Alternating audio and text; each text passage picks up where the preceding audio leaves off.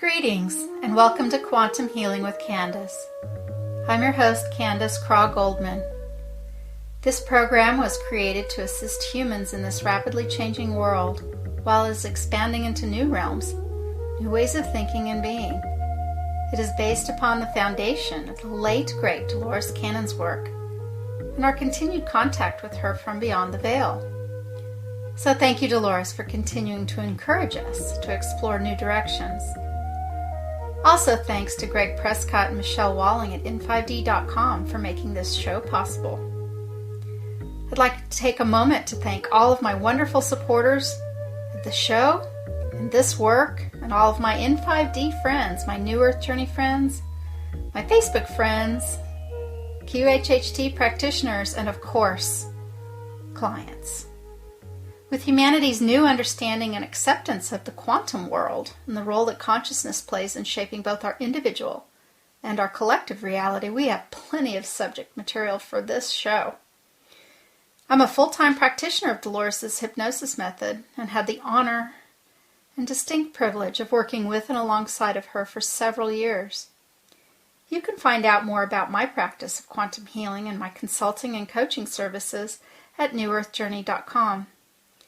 And I'd like to mention I'm now offering Quantum Healing Meditation Process, a personalized and completely unique to you downloadable MP3 file.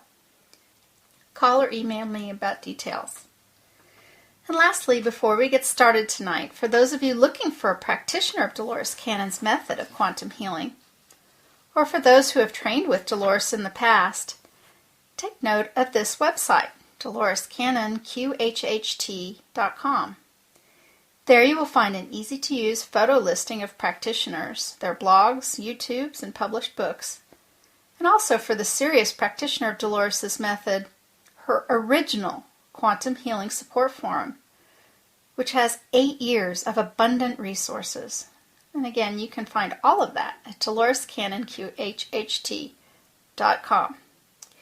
This show supports those who are dedicated members of our support forum community. Hi, everyone.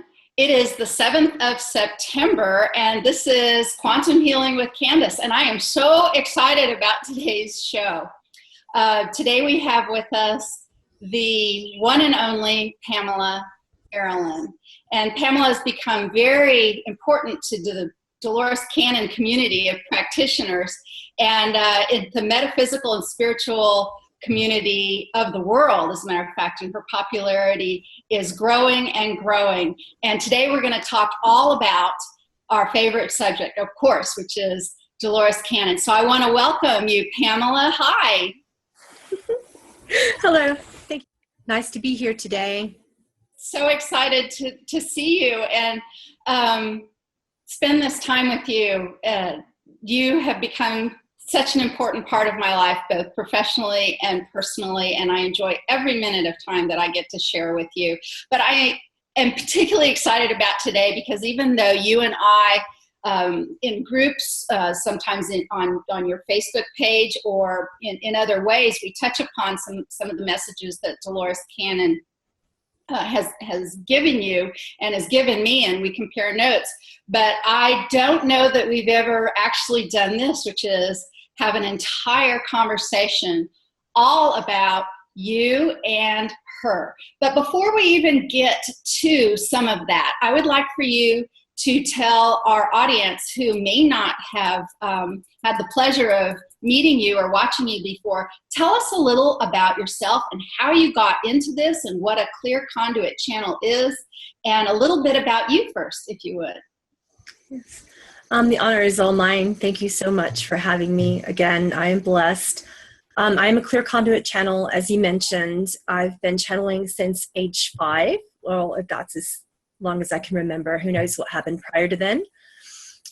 What a clear conduit channel means is strictly that ego doesn't get involved. I have to set myself aside, and I operate in 2 different ways. I am a trans channel, that's Trans channel, and I am a trance channel, Trance. So the differences thereof incorporate trance channeling means with the channel. So in other words, I'm still fully conscious of what I'm doing and what's being said. It's not standard mediumship where I'm looking, although I do see beings outside of myself. Many times this means the being will step through me momentarily, speak for me. I have complete control over it, but I am an allowance of it and trust of it. So this means I get to choose who comes in. They pop in and they pop out, and they pop in and they pop out. So I'm very clear about it when it happens. I'll say, okay, she's saying this, and then it'll just come through, and then I'm like, okay, back to me now. So I'm very clear about, how that works. And with trance channeling, when I do that, I just step completely aside, go into a very meditative trance, and allow that being to come through for a significant amount of time. And then the being will release me, or I will release the being and then come out of it. So there's two different ways that I operate.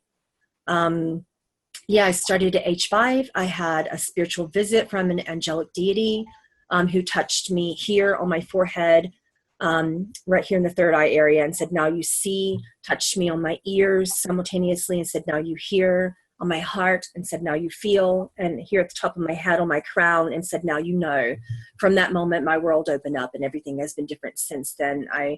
And the reason why I love Dolores Cannon so much is because I learned that she has a unique technique, where she can go into all levels of the soul. And one of my techniques is called soul essence channeling. And when I determined that she was able to tap into the subconscious, it was very fascinating to me, because so can I. So I love that. I love to channel living beings in that way, where I can tap into all layers of their conscious and subconscious.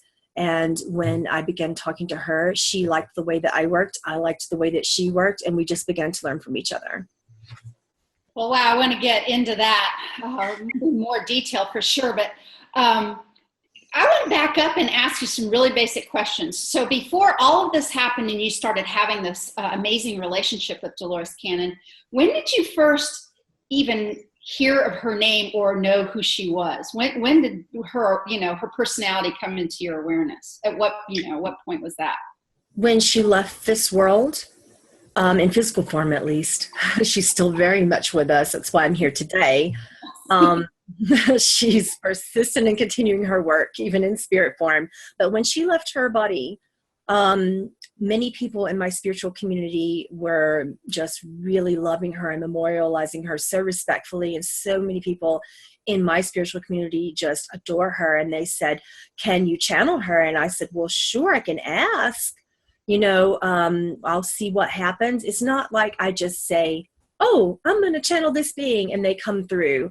I make sure that there's an immense amount of time and space and respect for the spirit of that being. She wasn't ready. She did not spend very much time in spirit form. She went almost immediately to what she calls the resting place.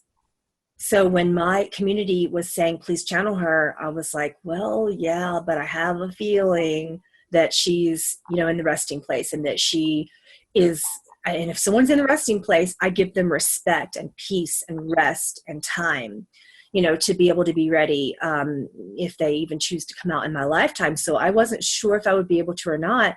And I reached out and tried to call her in, and she answered me, because this was prior to when she went into the resting place. She spent a little bit of time before then talking to some of her practitioners and things like that. So for that whole year, she was talking to people for a little bit, maybe about 6 months or so. And she talked to me, and she said, I don't really talk to channels. I just don't do that. And I'm like, what do you mean you don't do that? Right. And I'm like, what do you mean you don't do that? It's obvious that I'm talking to you.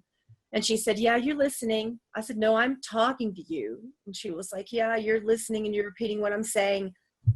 And she was just immensely resistant to the idea of what I could do. And she goes, okay, I get that you're going to do what you're going to do, but I need to rest. Please respect that and come back to me later. So I gave her a while. I gave her the rest of that year and just let her rest before I tried again.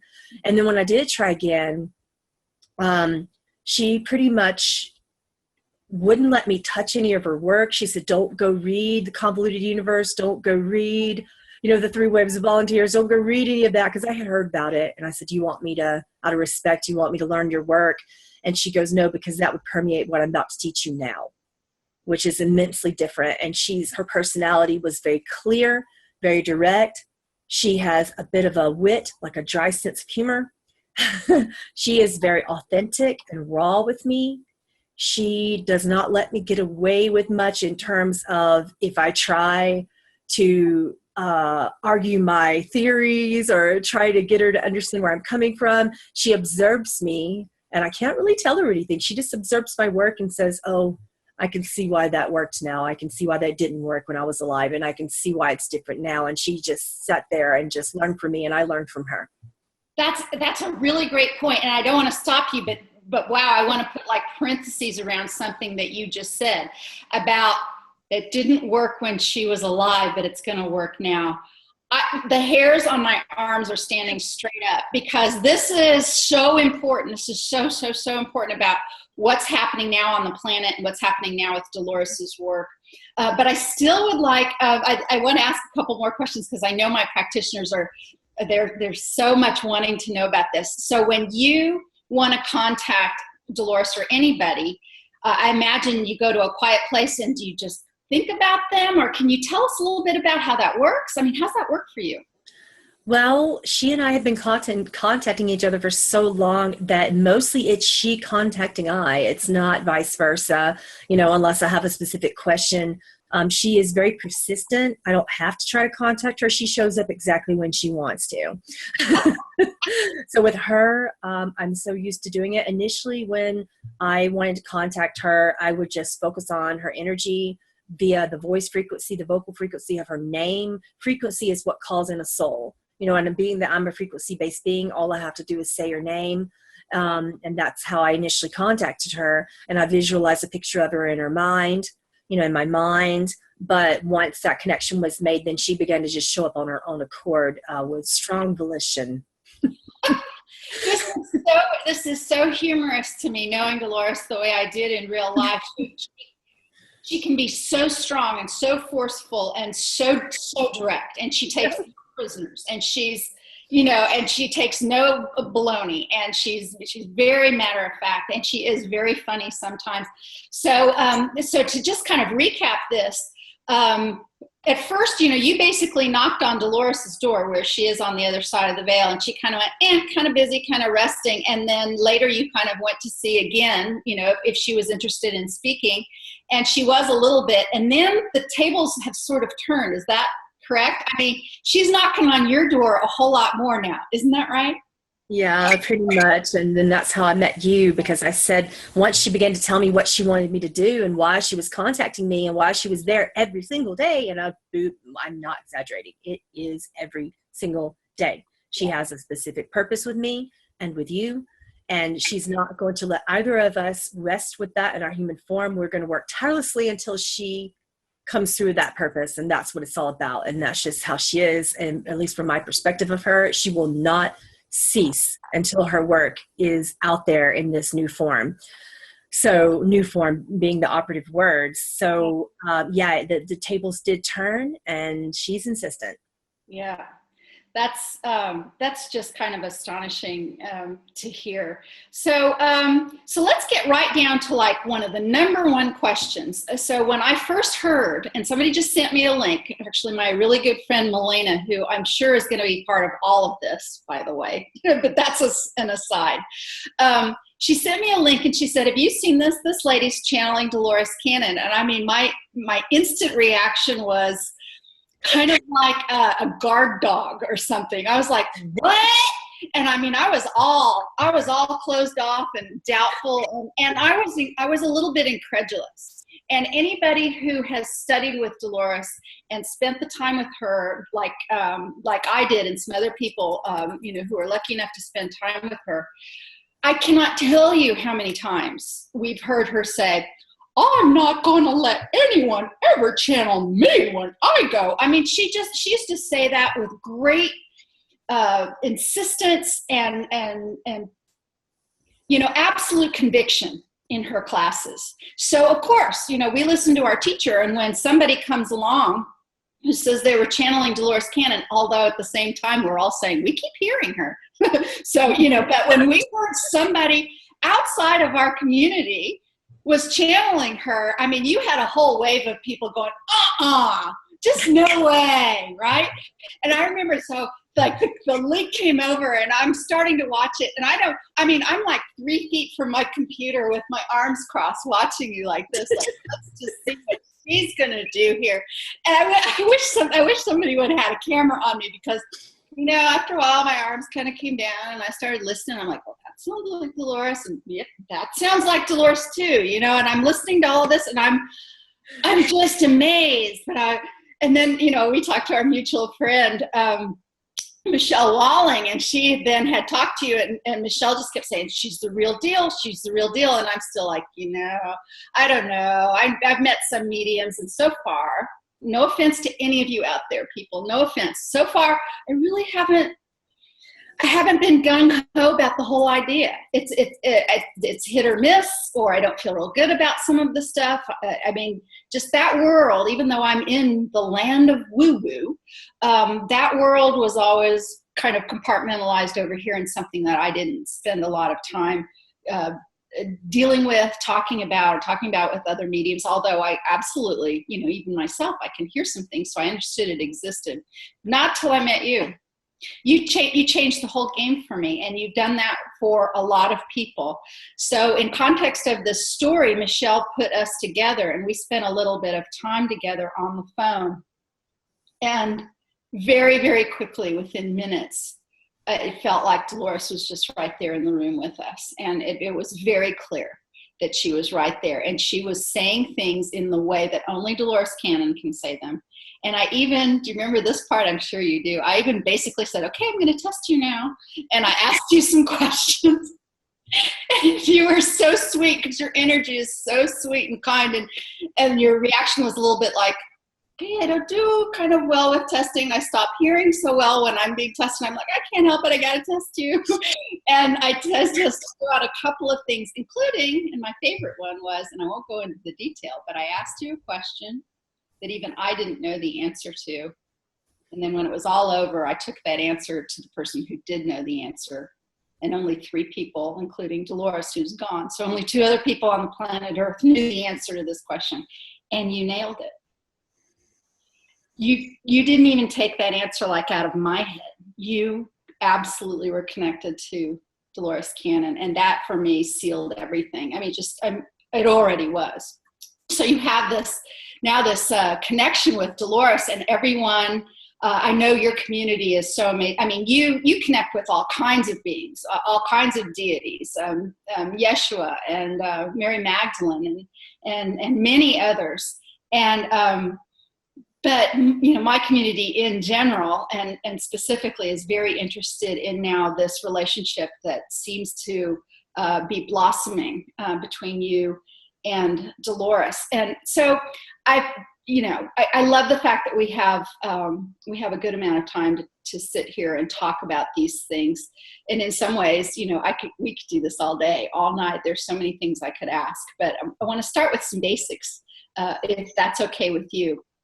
Has Dolores talked about to you specifically what her existence is like right now, and what she's focusing on and what she's doing, how it was different from what she might have thought or read about? What's the current expression of Dolores Cannon doing right now?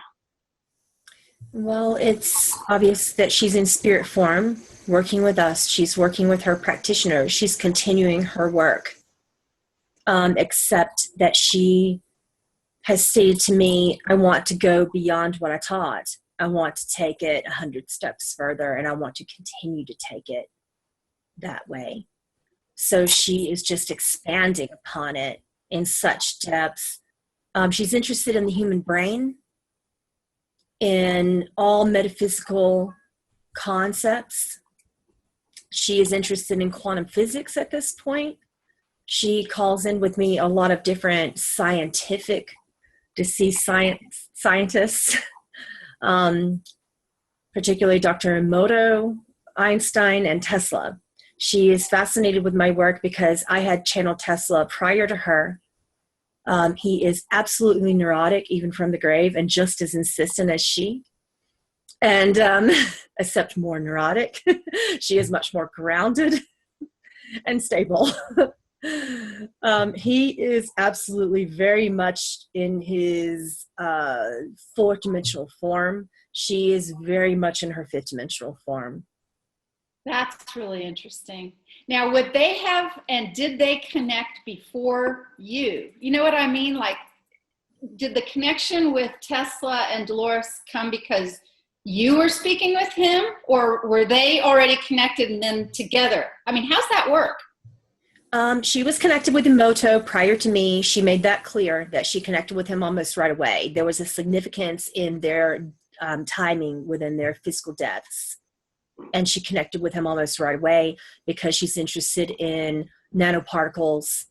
She's interested in molecules. She's interested in water. She just came through in so many ways, to so many of her practitioners about making certain that they were drinking water. And now she wants to study water in a way that allows her to study the human brain, because we are currently made up of 60+% water in our bodies. And she feels like that's very significant. She feels that humans are ignoring their bodies. She wants practitioners to know a lot of different things about making sure that they drink water before and during their sessions. She wants to make sure that it's sort of the way she puts it is garbage in, garbage out. She wants to make sure that their bodies are pure, that they're eating properly. It's something that she wished that she had explored a little bit further when she was in human form with the eating properly thing. And sometimes when I sit down for meals, she goes, you're not going to be so clear in your next channeling if you eat that. So, because I love food and I struggle. I'm like, yeah, I want to eat that, and she's like, no, you really don't, because we're going to be doing some heavy work tonight. And in order to remain clear in the subconscious, your body has to be just as pure. So she has enlightened me to the fact that, spiritually speaking, the theme of this year is purification for both the body, the mind, and the spirit. She wants to teach us how to work, us being a loose term, I'm not a practitioner, I need to make that clear, but she wants to teach everyone in general what she has learned both from me and what she is learning from beyond the veil here, that one can get equal results in all levels of consciousness. So if you, for instance, have your client slip out of somnambulistic state and go back into beta or alpha even, that you can work in those states. You can work with very resistant clients and you can do so in a way that reestablishes trust in an instant, like very, very, very quickly. And the key to doing that is what she's teaching me right now is understanding the cell membranes in humans. And this is why she is bringing in so many scientists. And she recently woke me up at 3:33 a.m. That seems to be something there with 3s and 5s. She either will come in at 3:33 or 5:55, something like that with the 3s and the 5s. And she will awaken me and bring in all of these beings. And she didn't know Tesla or Einstein in terms of spiritually speaking. She met them through me, because I was attempting to channel. Einstein wouldn't have anything to do with me based on my lack of mathematical prowess, according to him. He would tell me to write down massive equations, and I would say, you want me to write down what? I don't know what that is. So he and I are still kind of having our little spiritual differences with how our brains operate, because I'm not learning math anytime soon. But he will come when she shows up. So he would only talk to me if she was there. Wow. And then she would pull in Emoto. So I didn't speak to him prior to speaking to her. She brought him in. It's just so astounding that this idea that, in the middle of the night, you are bringing some of the heavyweights of the planet Earth's history into your home for like these, brainstorming kind of ideas of brains that but they don't even have brains. So there's so right, there's no brains there. Not physical brains, but obviously there's a thinking process going on wherever it is that they are, and they still retain some personality, but there's obviously some differences, and just like what you said about Tesla being a little neurotic, a little more in the fourth dimension, and Dolores she's kind of let go some of more of her ego stuff and is in the higher fifth dimension. These are just kind of amazing things to talk about, and it makes me ask a question very basic, like, So when you're not, hearing this conversation and being in the room where all of this is happening, are they working themselves together in other ways and other times? And so like Dolores is sitting at the feet of Einstein learning. Is that the way that's working? They're all learning from each other. She's a very, very wise soul, and she did not know this. She would have never called herself a spiritualist. She was more of a researcher, she tells me. She never called herself a medium, for sure. She made that clear, in our first few conversations. But she calls herself a researcher and a record keeper. She's called herself a historian. She's used many different terms, and she says, I am observing. She says that phrase a lot. I am observing and reporting back to you what I'm observing. And she was fascinating with me based upon my ability to travel through the Akasha. So she and I have those distinct characteristics wherein in her techniques, she was guiding her clients through, in a very quantum fashion, through many, many what humans call past lives. And I believe that everything is happening simultaneously. I don't believe in past lives, but I believe in the records. I call them Akashic records. And when she met, she said, oh, it's the same thing. And I see now how it's happening simultaneously. And I began to see that in my work when I was alive as well. So she and I had that meeting of the minds and of the spirits, wherein she and I agreed that nothing was happening in the past, and the past doesn't exist, and everything is happening now and being created in the now for the future. So she became very fascinated with how I was doing that, and she became observing me, and then I began observing her practitioners, and she began teaching me via all of you coming to me. And as I was reading you and just sort of going into your own records about how you operate in your sessions, it taught me so much. And then she would pop in during your sessions with me. As a medium, you would come to me, and all of you would come to me, and she would pop in and say that, yeah, this is what I was telling you about this part of my technique, and this is what I was teaching you about that part of my technique. And it just all began to come together. But when she sent me I remember you sent me a message, and she goes, this is going to be a difficult one. She said, but you meant if you can get past her resistance of what you do, and I will help you, then the two of you have some grand work to do for me here. And I said, oh, okay, resistance. I work with that daily. I'm not afraid of it, but how are you going to make sure that I get past? What if I mess it up, Because, I'm good at what I do, but I have humility about it. I realize that I could mess up. And she goes, no, I'll be there every step of the way. I'm like, oh, you better be, because she's going to test me. Well, then that's true. And for those of you out there who may not know me or anything, I met Dolores in 2008, and I think I've known her many, many other lifetimes and in other ways. I have been intensely 100% loyal to Dolores Cannon from the moment that I met her, and I felt very protective of the person and of her work, and now of her legacy. None of that has changed, none of it. It's only strengthened, actually, since meeting Pamela.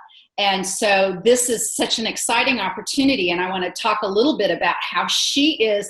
Just yesterday, I had an amazing coaching call with another practitioner who is brand new, who's never even met Dolores in real life, who took the class via some videotapes and etc.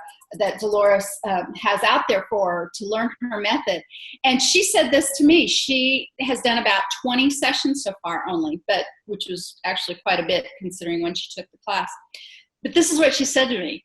Dolores has been in every single one of her sessions, every single one, participating there. And for somebody that new to Dolores's work and method to make a statement like that, we have several hundred practitioners in our support forum, the original support forum for Dolores Cannon's method. And we get lots of stories every day about how Dolores shows up, and sometimes Dolores shows up in our lives, and very often, of course, in these sessions. And for me too, and for me in my dreams and early in the morning, I can hear Dolores. And I was asking, the whole time, and I still kind of ask, Dolores, you said you would never let anyone channel you. And she used the same phrase that she used with you. You're just listening to me. And I'm like, once again, we're kind of thwarted with words and terms and language. So, we try to use these words to describe what is going on. But, and Dolores we have stories, amazing stories out there. One I'm thinking of right now, this woman who, I think she might have lived on the East Coast or something. She wakes up from a dream where she's dreaming about this woman, and this woman is saying, my name is Dolores Cannon, and you need to find one of my practitioners. And this woman wakes up, and she's so stunned by the dream and how it ended, and she's like, Dolores Cannon. And she goes on the internet, and she goes and she looks it up, and she researches who might be close by to her. She picks up the phone and calls a practitioner and says, do you do Dolores Cannon's method? And then tells the story. She knows nothing about anything. But Dolores comes to, so this is something else that's so interesting. Dolores, I personally believe Dolores changed the world. I believe she changed humanity. I believe her work, in some ways, we don't even have the slightest idea of how important her work is and how it'll expand. And the woman really changed the course of humanity. And then she, of course, passed away in 2014, October of 2014. But as this information comes through from you and from practitioners and in dreams and through the public and through synchronicities and other things like that, what it seems like to me is the immense impact that she has made for humans with a physical life on Earth.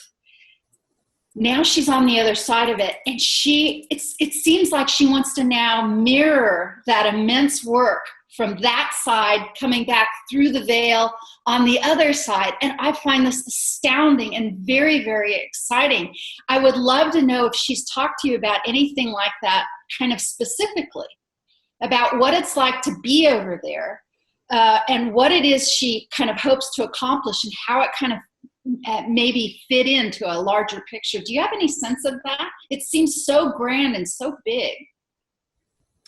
She has stated to me that the reason why she's fascinated with my work is because what she has seen on the other side of the veil incorporates a theory that when you operate in 3 levels of your brain, from the opening of the pineal gland to the pituitary to calming down the fight or flight response in the hypothalamus, that between those 3 areas of the brain that you can gain access to the cell membranes, which is when Emoto came in and began to talk to her. And then Emoto said in a recent channeling between she and Tesla and Einstein and myself, he said, in my book, the cell membrane is just as important as the nucleus, yet the nucleus gets all the credit. And I want to teach otherwise. And then this is when she began to talk about how water purification, detoxification, honoring the mind, body, and spirit, honoring the physical, would be so important, because what she noticed is that when you are operating in a pure body form, you can get the same results. And then you step into many parallel earths, many parallel existences. So when you're operating in conscious, the upper levels of the conscious, the alpha, the beta, the lower levels of the conscious, the theta, the upper levels of the soul, and then the soul, the deeper level of the somnambulistic self, you're accessing different dimensions in those moments. And she travels through those dimensions via thought forms. All she has to do is switch a thought, turns into a higher frequency, and she goes there. That's how she's described it to me. So the veil isn't earth, boom, you're here. It's levels of the brain indicate levels of your higher consciousness, indicate the levels of dimensions through which you can travel. And you're already accessing all that in your human form in the way that she's teaching her work now. Not so much then when she was alive, but now the way that she teaches it to me. You can access many dimensions while living, which speeds up your rate of what humans call ascension. She is calling it a quickening. You know, Dolores paid, and anybody who takes her class or who has taken her class ever, she paid a lot of attention and made it very, a big part of her work to talk about taking her clients to the somnamblistic state. And it's a perpetual notion, if you will, right now, both in practitioners and clients, that that's the only place where anything happens, where healing happens, where Dolores's method works. And that if they aren't in this somnambulistic state, some clients, you know, even though we talk to them about retaining conscious memory of their experience or whatever, there's a lot of people who basically, and I hate to make it seem so crass and boil it down to this, but it kind of is. They want to come, they want to lay down, they want to go under so deeply that it's almost like anesthesia. They want all their problems fixed while they're down. They want to sit up, they want it all to be over. And they think that's somnambulistic state, that's Dolores Cannon's method. And then when they walk out the door, you know, all their problems are gone. And we as practitioners have to deal with that. Now, does that ever happen? Well, yeah, I've seen that happen, but it doesn't happen for everyone at all. There's, as you say, there's all these different layers. And is that one of the ways that the planet and life and humanity, is that one of the things that has changed? Because there's a big change from when, like you said earlier, when Dolores was alive and on the planet, and now there are things happening in sessions that I maintain, and maybe you could ask her as I'm saying this, Dolores, I've been saying things are happening in our sessions right now that didn't even happen in your sessions, and if they did, you didn't tell anybody about it. But there's stuff happening to us now, practitioners who sit in that energy, who follow your work, who do this, that we're like, that's never happened before. And we're needing to navigate that, and yes, go beyond her teachings right now, and having this communication and this conversation with her is so golden for all of us and for humanity itself. And we look forward to, you know, creating a better session experience for everybody and life in general better. But what does she have to say about that? Well, she has a lot to say about that. One of the reasons why she allowed me to speak with her is because my process works in all levels. And she was noticing, as I was stating, the different levels of the brain that you can access, and that would bring you into different dimensional planes of existence, which means you have more access to your akasha. You have more access to your records. You know, your lifetimes, if you will. So with that being stated, she became interested because my work is a bit of an expansion from the work of Byron Katie.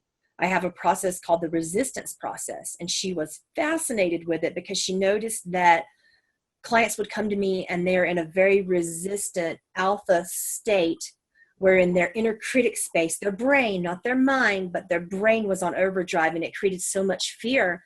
And she is interested in getting past fear so that the client can trust. And she goes, how are you doing that? How are you doing that so quickly? So she wanted to learn my techniques about how to get past the inner critic. And I said, well, you must study this, but you also must study the work by Byron Katie.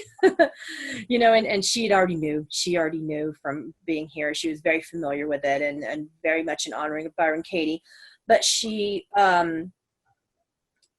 simply wants to tell people how to get past the inner critic further, and how to understand and follow the lead of the client even more so than what you as practitioners are doing. So for instance, don't try to put them back in the somnambulistic state, is what she's saying right now. When they slip out of it, there is a reason, and it is your job as a practitioner to discern that reason and follow their emotions, and to pull them into their fear state, and then help them instantly release their fear, quickly release their fear, formulate a new technique to release their fear, to pull them out of fight or flight response from the hypothalamus, and to activate other areas of their brain so that they get out of fear. And then you can go back in if they choose. Mm-hmm. So there are many ways that it's different. That's just brilliant. I know that you did a little fear process thing on your Facebook page yesterday that was so brilliant. And just so to expand upon that a little bit, Pamela, and some other people are noticing this in other works as well, but Pamela did it so brilliantly. I like the way you brought the wild animal in. I live out here on the farm and I deal with many animals, and Pamela was talking about there's that moment when you see, you are here and you're the wild and you lock eyes. There's that moment before there's no fear yet. There's like an assessment. And from that point, you can negotiate, you can navigate, you don't have to fall into fear. You can override that flight or fight instinct. And as you were saying too, now if you're out walking, in a place where there are animals who might want to eat you, you need to leave that kind of on to keep yourself safe. But in general, we don't need that in our day-to-day lives if we're not in a war zone or really afraid about our physical body. And just a really beautiful way of looking at that you actually have the opportunity to change it, but you have to do it quickly, right? Very quickly. Very quickly. And it is by focusing on the pranic breath. So this is something that yogis teach in India. This is older than all suns. So basically speaking, you breathe in through your nose, exhale through your mouth. You repeat a mantra that is older than all galactic levels of anything that has ever existed. And it is, I am of God.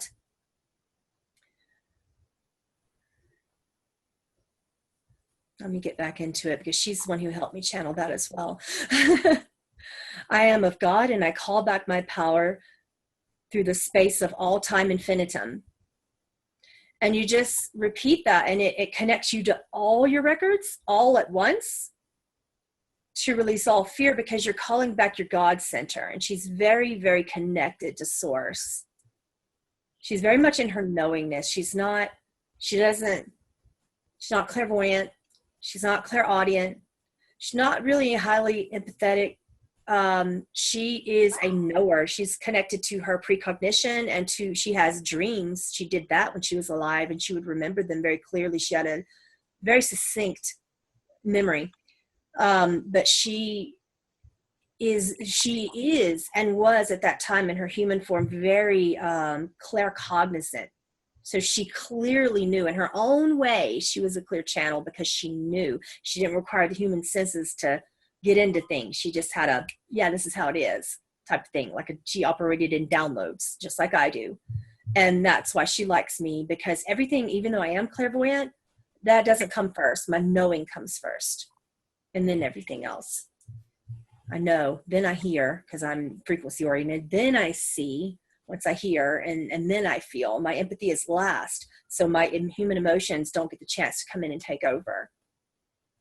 So I want to just recap and make sure I heard you right. That statement of being connected to God and releasing fear and all, that came from Dolores. It was partially channeled by her. Yeah. Throughout the space of all time infinitum. Yeah, yeah, I am of God, I've been saying forever and ever. I always say I am of God, and sometimes I'll say, and I ground myself to the earth if I'm trying to calm down. That sometimes helps me struggle when I struggle with fears. But she's like, don't even worry about grounding yourself. If you want to travel through all dimensions, why are you trying to ground to earth? So she asked me to admit that. Oh my and then God. she said, I like what you say about time and space. And she said, but you need all time and space infinitum, because if you're source, it's everything. Right. You like the word infinitum. That word came from her. Beautiful. I love the fact that you didn't know this woman as she existed in human form, and because that it gives such credence to the authenticity of your connection with her.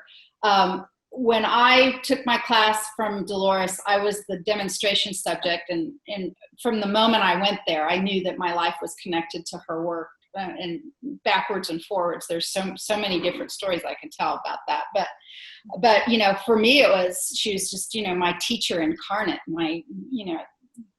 and saw her then again several months later, and I ran up to her, and I couldn't even help myself. I ran up to her, and I just spontaneously hugged her and said I was so happy to see her again. And she kind of went like this.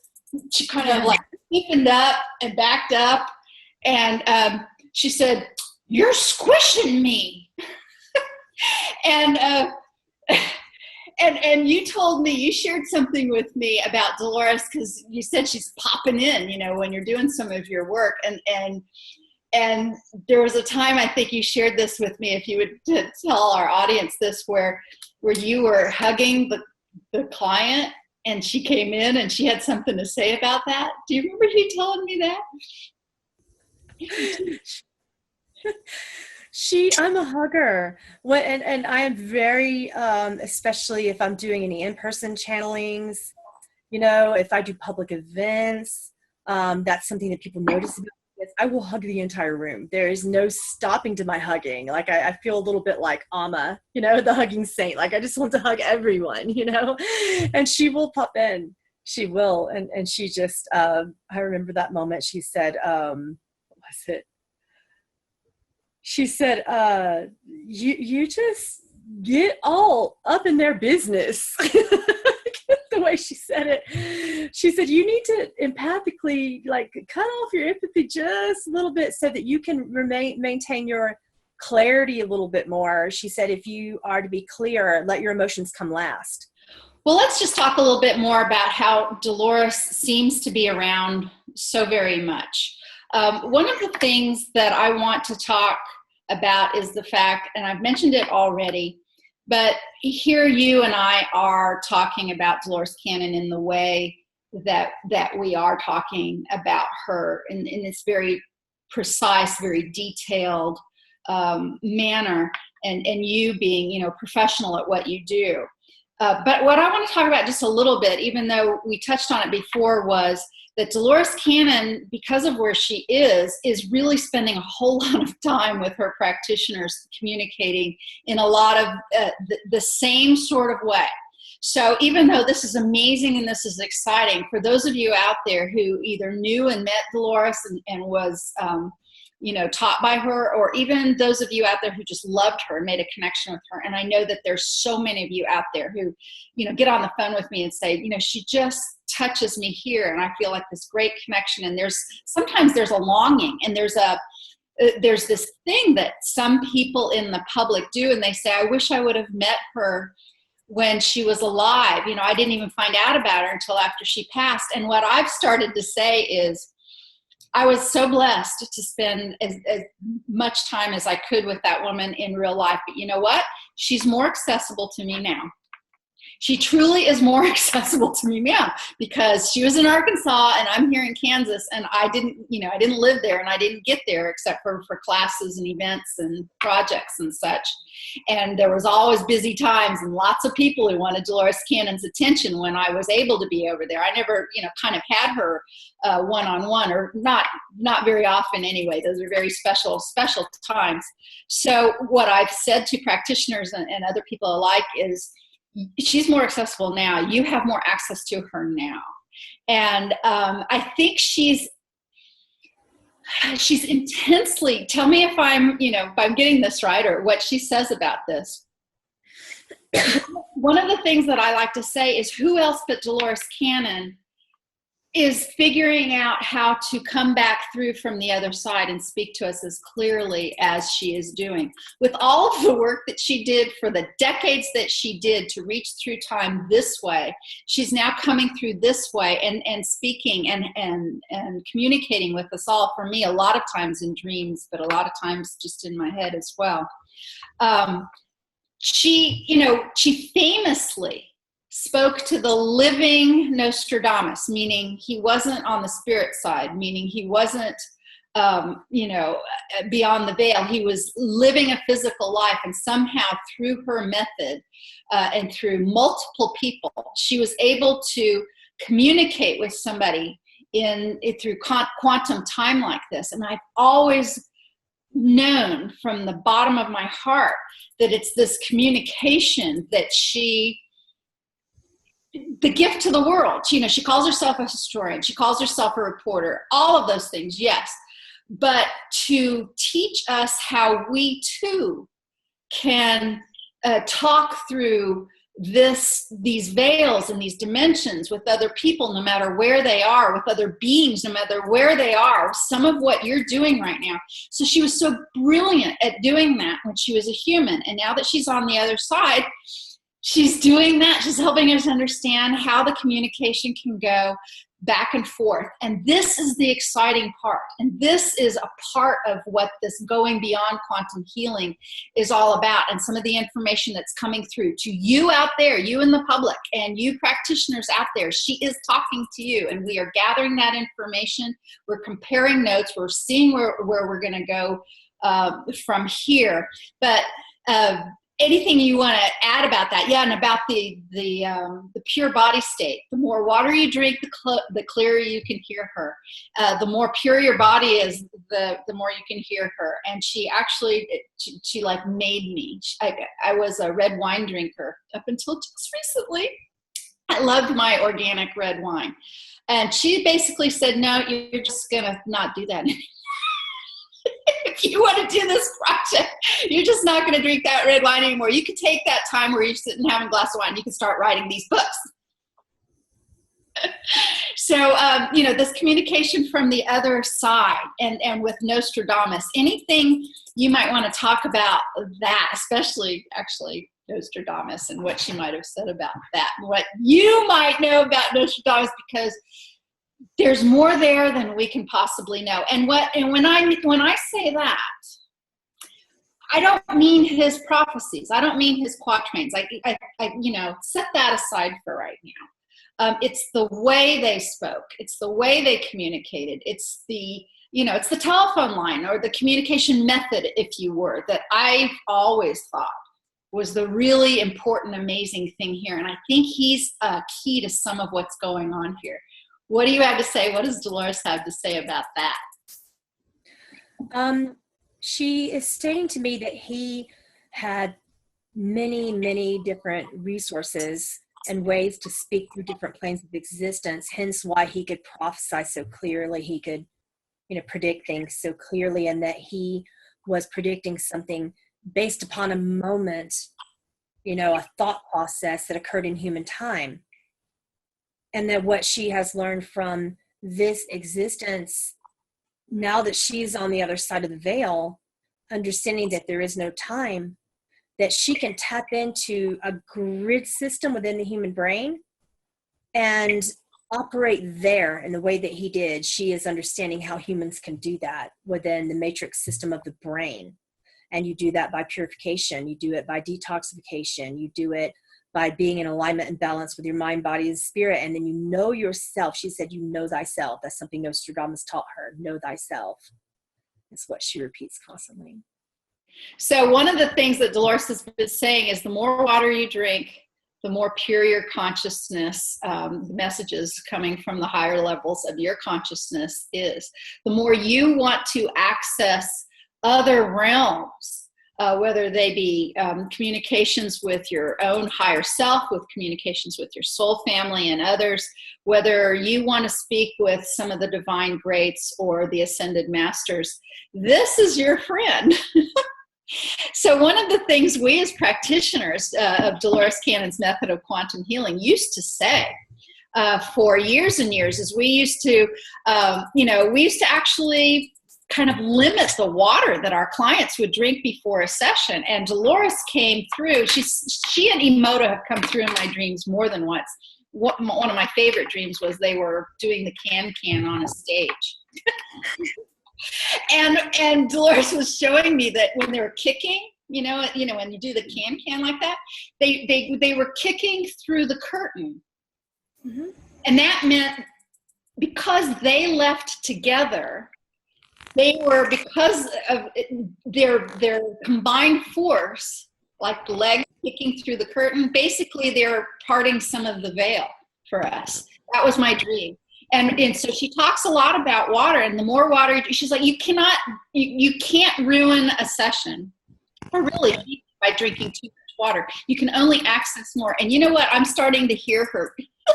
and am I even hearing you, Moda? You tell me, because I've now, this is the third time I've gotten this hit to mention this concept. Remember how you were talking about the cell membrane and everything? And isn't that, the membrane holds the whole cell and it resists anything infiltrating it? But that's, I wonder, is there some sort of connection there with the idea of resistance? Resistance and a cell membrane? Or am I just making this up? No, you're not. She has described that to me before. Nostradamus had very little resistance. What came through was clear. That's why she liked studying him so much, and he came through. And she described to me that he came through in many of her, sessions, and that he came through. Okay, so I'm going to have to repeat what I just said, because there's this interesting thing that happens for those of you who follow my work. So many people have said to me, Pamela, just buy a professional microphone. And I'm like, believe me, I have. And thanks to all of you, you supported and donated to that regard. We have professional microphones, but what happens is if a very strong presence comes through, and my microphone is used to Dolores, so it doesn't happen with her very often, but Nostradamus was coming through at the same time as she was, and that kind of distorted everything. So I'm going to have to repeat what I just said.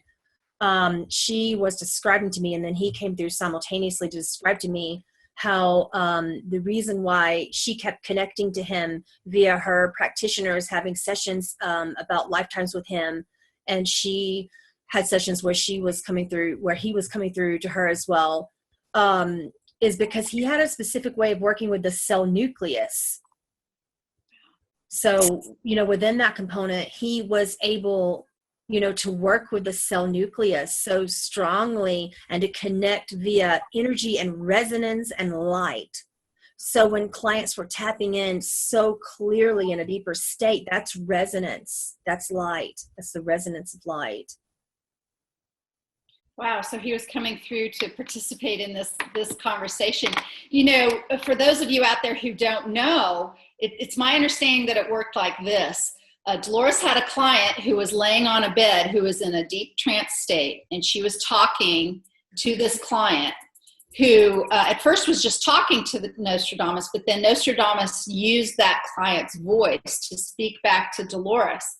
And the fascinating thing is in general, I believe what Nostradamus was doing was scrying. He was looking into actually a very, now I'm going to lose the name. It's the black shiny rock. What is the black shiny mineral? Anyway, he had a big one of those, and he would look into obsidian. I just left my head for a second. And Dolores on her desk, her work desk, had a big piece of black obsidian, which I just found so amazing. So imagine, if you will, that state. Nostradamus is meditating or in his own trance looking into a piece of black obsidian, and Dolores has a client who's in a trance state. But basically they're using those two things, the obsidian and the client, like a telephone. They were just talking to each other, back and forth like that.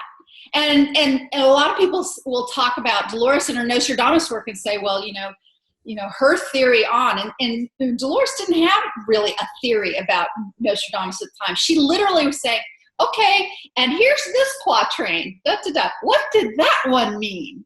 And then he just told her directly. So all those books out there about Nostradamus, you can just, put those on the back of the shelf, because Dolores asked him directly. Dolores wasn't formulating any theories. She wasn't putting her spin on anything. She just said, tell me. And he told her. And that's what it was. So putting the quatrains and Nostradamus in history aside, wouldn't you like to be able to talk like that? Right? Well, it's quite clear when you keep your brain membrane with the cellular membrane clear, then the nucleus becomes just like that of Nostradamus, like a scrying glass. His brain was this way. It wasn't just about the obsidian as a tool. That was a metaphor. Wow. It represents the clarity of the clear conduit channel, which we all can have, not just me. Yes, I was born with it, but it's not just me. Any of us can have it. And it's very, very simple. It's about keeping the cellular membrane clear. And that's what she's coming through. And that's why she's coming through with Tesla and Emoto and all these, heavy hitters in the scientific communities, because she is learning from them, and they are teaching her, much in the way that Nostradamus was able to come through. He used his own resonance. Resonance combined with the proper amount of clarity within frequency is the key to being able to step through dimensional existences from all levels of consciousness. This is mindfulness, and this is what she wants to teach. So when Tesla came through to me in a conversation to her recently, he described it as membranes being a dynamic structure, the cellular membranes in the wall, that's a dynamic, changeable structure. And what she was saying back to me was, and that how you keep that pure is by purifying your thoughts, purifying your body, purifying your emotions. So you operate now from the heart center. This is why clients are unable to stay in the somnambulistic state, is because they are afraid. If they are afraid, they're in conscious resistance. If they are in conscious resistance, they are slipping out and coming back into alpha or beta. So with that being stated, if you want to keep them there, if you want to, you can perform certain purifications first, fasting for up to 6 hours. That's something that she's made very recently clear. And she doesn't mean, and she said you have to do that based upon your own health. Obviously, diabetics can't do as much of that. But she said fasting in a way that honors what your body needs by listening to what food your body actually wants, and drinking plenty of water, getting plenty of rest, making sure your brain has had rest prior to going, into, a quantum healing hypnosis session. But because these cellular membranes, according to Tesla, in the brain wall here, or the brain membranes, it's like a warehouse, like a storehouse. And depending upon that client's perspective, you are slipping in and out of different states based upon the condition of the cellular membrane. So the cellular membrane is permeable, and it's allowing you to slip in and out of different states of consciousness, which will be very helpful for the practitioner. That's why she is connecting me to these scientists even more so than I was before, because there is a fine-tuning of the way that the molecules can be received and expelled. And it's amazing in its complexity to learn about. But we can't, according to what Emoto stated to me recently, we can't use the brain analogy fully in reference to the nucleus as being the only thing that does anything. That's very limiting. The brain is its own little permeable thing. And she wants to get up in there with science and spirit and understand from all perspectives how practitioners can develop her process further by understanding the human brain and working within it clearly. Gosh, there's, that topic alone could take us into some really deep territory. But I want to ask about that. So are you, and I want to ask you something about, I'm saying this out loud to remind myself something you said, that she said about the spine as well before. But are you saying that this knowledge about the cell membrane, is that, so when we hold memories, or when we hold diseases, or when we hold fear, or when we hold all of that stuff, it's literally held within the cell. And what we're talking about is releasing that through the cellular wall. Is that what we're talking about? And we do that through resonance and light and some other ways like that. Am I framing this as you understand it? She has stated to me before, going back to your question about the spine, that the tailbone and the seat of the spine there at the base of it is, she calls it the seat of wisdom. So basically speaking, that's what many people in the spiritual communities know as Kundalini energy, Kundalini rising. There's many different terms that people have, denoted. However, when you are operating within the brain matter as well, the pineal gland, the pituitary, and the hypothalamus How you awaken them simultaneously is by understanding how to operate within the cell membrane, because it is so permeable, and understanding when the client is switching in and out of different conscious states based upon their emotional state, their level of trust, their level of resistance. If fear comes up, whatever happens, they're going in and out of different levels, and their cell membrane is not properly functioning. And you can tell what dimensional state of existence that they are slipping into based upon if they're coming in and out of somnambulistic state, if they're not going in at all, if they're stepping through fear. You can tell based upon how deep you're going exactly where they are. And if you operate within certain levels of the consciousness, then you are healing that particular portion of the brain, which is allowing all levels of the pineal, the pituitary, and the hypothalamus to open up. In that session, you are detoxifying and helping that client right away. Beautiful. I see that. So what you're really, to encapsulate that is, all of these levels are important, and to only focus on the deepest level and to say that the session wasn't great or not successful if you couldn't get there. The client may not be able to go there, or simply needs to have healing on some of these other levels. Am I rephrasing that correctly?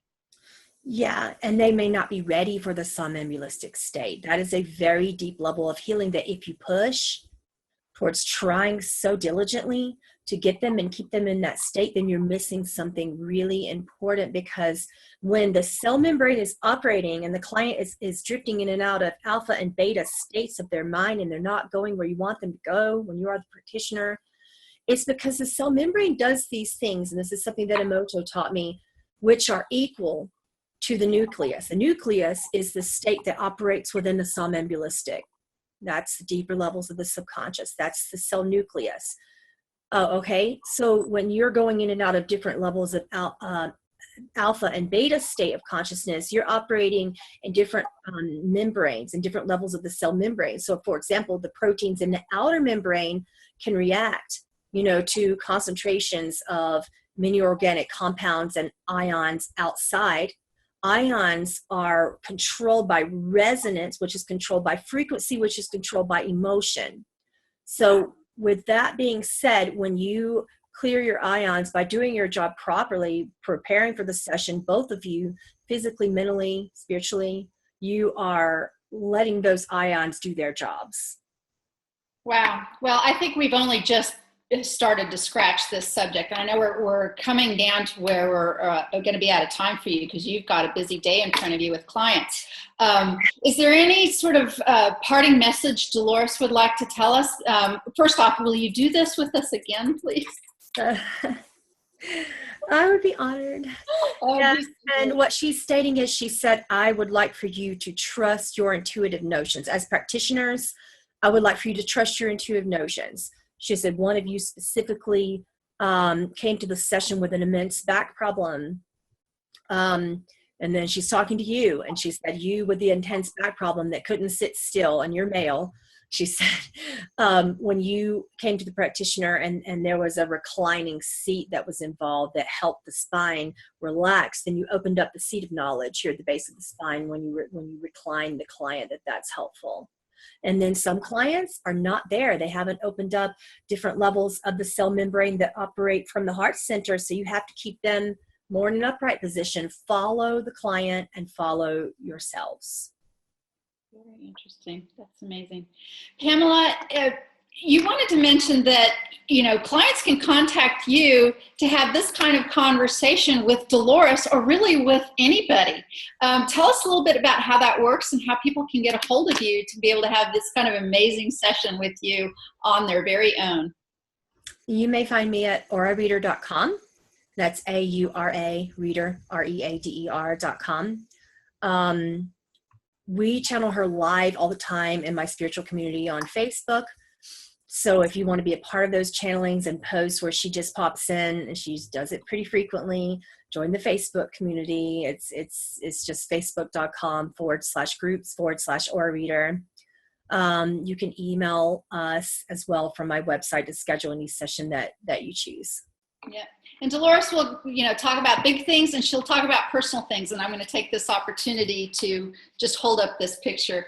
So Dolores showed this picture when Pamela was talking to me about this. This is my mother's hands. Her memorial is this coming Saturday. These hands here are my daughter's. And when we were talking about, and Dolores has actually been checking up on my mother, who passed away just this past June, just a few months ago. And she's in the resting place. And she was showing that particular photograph to Pamela and talking about the lineage and the family and the hands and everything. And I happened to show that photo to Pamela last night when we were testing out the Zoom interface.